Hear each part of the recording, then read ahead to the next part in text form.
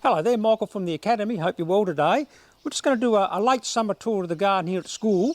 And I can't stress the importance of school gardens and teaching the next generation how to grow food, how to save seeds. Because if we're not teaching the next generation, you know, that's a big void. School gardens are very important resource for local communities. So what we've got here today, as I said, it's a late summer tour. So this is our traditional herb garden here. We've got things like lemon verbena, things like oregano, things like thyme. We've got mint, 3 different types of mint here, sage, here's the rosemary, a bit of citrus there, got a lime tree over there, curry plant here. So I call this the traditional herb garden. And what we've got on this side is our bush tucker garden. So all these plants in here are indigenous plants to Australia. So a lot of these plants here we use in the cooking. We cook here at the school 5 days a week. All the classes from kindergarten right up to year 12 do cooking. One of the common plants we use here is called a salt bush. This would be our most common one we use in cooking. So we just cut that one off and just chop up the leaves and just chuck that into the cooking, and that gives a real salty flavour. But some of the other plants here, like things like mint plant, correas and things like that, so all, as I say, all Australian indigenous plants. So that's our traditional herb garden, and this is our indigenous bush tucker garden. So we're just going to walk through and just show you around the garden. Our garden's in a few different sections, so that part of the garden, we originally put that in about 12 years ago. And as we go through this gate, this has all been built in the last 10 years. So got a lot of raised beds here. Most of these are pretty traditional crops. That's obviously celery. Got things like rainbow chard. Here's the zucchinis. The zucchinis are thriving. It's a good idea with zucchinis. What we do with the zucchinis, so we get a real long cropping season out of them, you actually cut the old leaves off as you go along. So what that does is it promotes more fruiting parts in the upper part of the plant. So you cut the old leaves off, fresh leaves come out, and these will crop for around about two more months than they normally would. Got traditional summer crops like the bush beans. We put those in stir fries. They're really good for cooking. We also freeze those. We've got spring onions over there.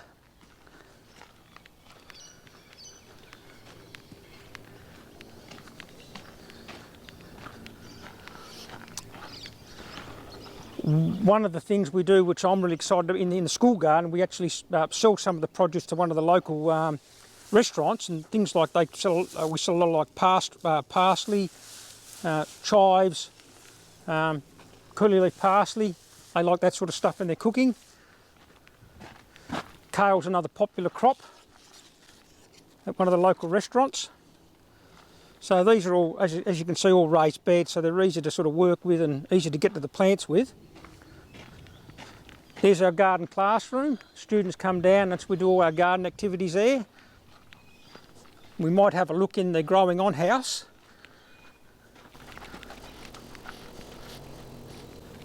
So a lot of our autumn crops, like all the brassicas, the cauliflowers, cabbages, kale, we grow those through summer.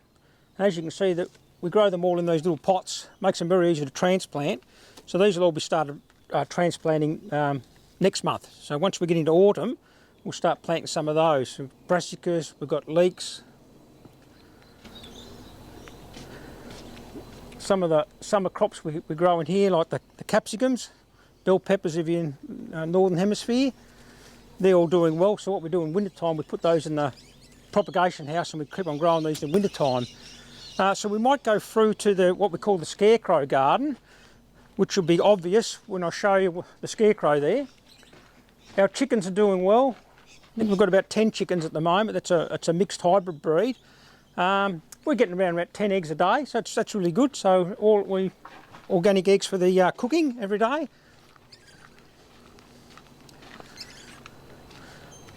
Raised beds again. We plant a lot of the cherry tomatoes because we find the cherry tomatoes you don't need to disbud at all. You just grow them and let them cascade over the raised garden beds, and you see how they crop. and we just pick them as they're ripe. So we actually freeze some of these as we go as well. So we've got plenty of tomatoes, citrus, got a couple of lemon trees, one here and one over there.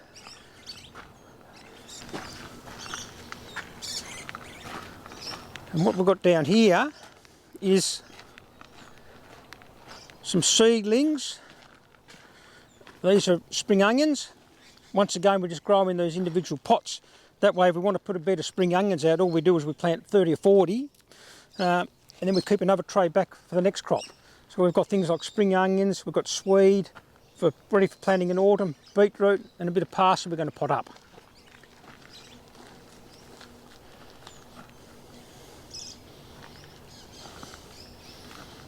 So we call this sort of section of the garden the scarecrow garden for obvious reasons. One of the fun things the students do is actually build scarecrows. This one's called Shelley. They actually won first prize in the local scarecrow competition, so the students here are very, very happy with their performance with that one. Yep, so that's Shelley. One of the other things you'll notice as we walk through this section of the garden is the number of pollinator plants. You can see things like penstemon, salvia, and we want to bring all the pollinators and the beneficial insects into the garden. So that's the great thing about planting pollinator plants. So everything gets pollinated. We don't spray anything at all. It's all organic here. We don't spray anything. This is our little bed here of silver beet, which we use for feeding the chickens. So every day the chickens get fed out of the garden. So there's always plenty of organic produce, whether it's cauliflower leaves or silver beet leaves or tomatoes or even grapes. The chickens are eating a lot of grapes at the moment, so they're in season. That's our worm farm. As you can see, it's all in use. See if I can find some. This is the latest one we've done, so this one's just a resting one, but I'll see if I can find this other one, which is actually, this is the one we're using at the moment, which has probably got the most worms in it. But the students here, you can see all the worms there. Students, every day we do the composting here with the worm farm, so they get to be involved with actually helping the garden beds and top dressing the garden beds with organic compost. So that's always a good activity. That's the whole thing about a school garden, is that you're teaching so many different skills to the students, and they're not just sitting in front of a blackboard all day. We're teaching them practical skills that they can use now and later in life. And as I said, for the next generation to have those kids to have those skills to grow their own food is very, very important. So we're just walking past the growing on house that we're just in, past the propagation house. So the next section that we're going into is what we call the farm garden section, and that's where we grow most of the bulk produce. So as I said, the school cooks here 5 days a week. And one of the other things we do, we donate a lot of the produce to people groups that need them. So food co-ops and things like that. So, and we have 3 main sections in the farm garden. So this is the one we're working from at the moment.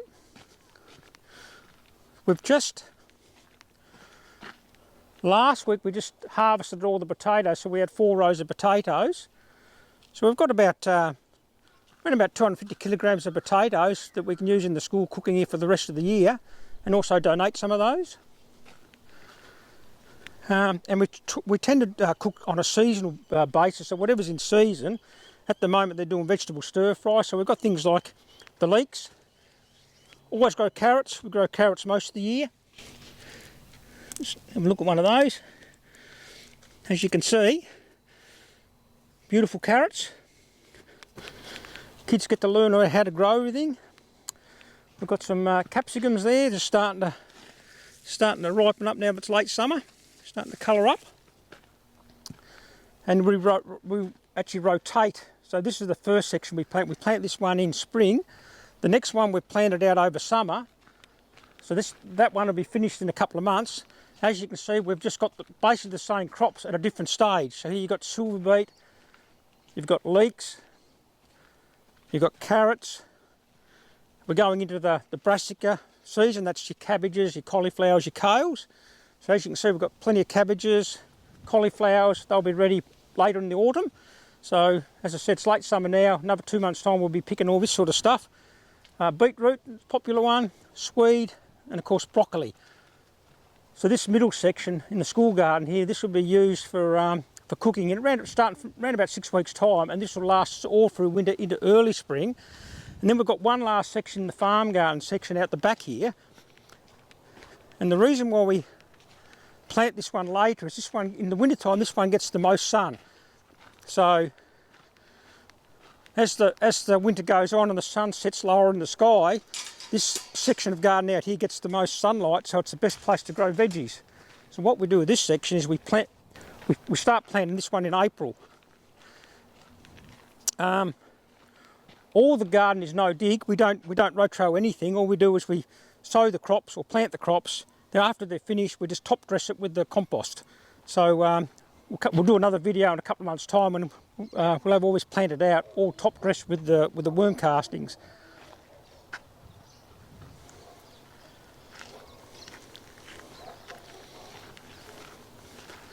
So there's always things to do. We've got blueberries there.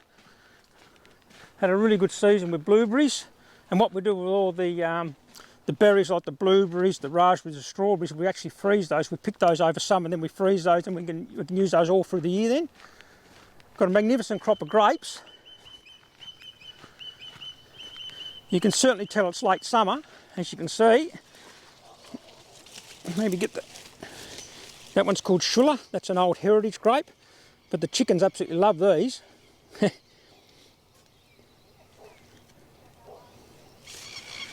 Beautiful, beautiful purple sweet eating grape. Of course, we've got the pumpkins. We like to grow pumpkins because this one's called Queensland Blue. It's a really good storing pumpkin, so we can store these ones for up to 6 months. So we'll start harvesting these later in the autumn, and then we've got pumpkins to last us right up to December. Once again, you might notice a lot of flowering pollinator plants.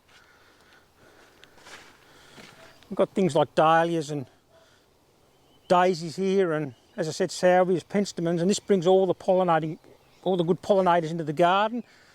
So you get this sort of situation where you've got lots of beneficial insects and lots of pollinators, so all your crops are pollinated properly. So it's a really good idea if you're going to have a vegetable garden to have pollinated plants as well. Apricot tree, we had a good harvest of apricots this year.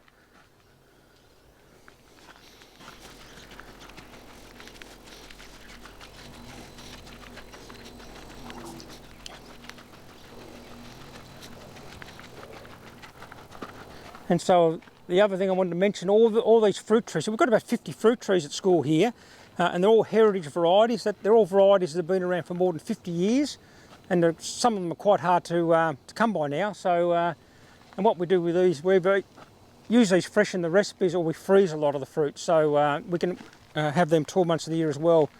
That's a persimmon there, just starting to ripen up.